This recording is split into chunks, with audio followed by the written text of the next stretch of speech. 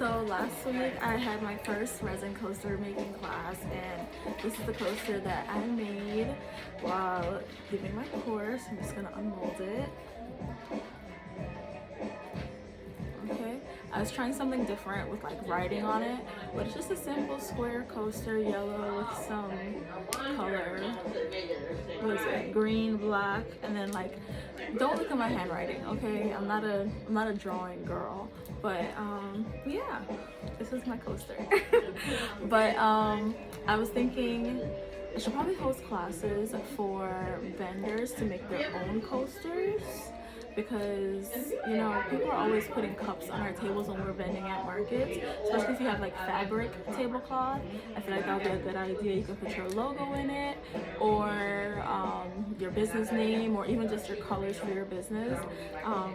So yeah, I'll flesh that out and post it and let you guys know when that class will be. Thanks for watching.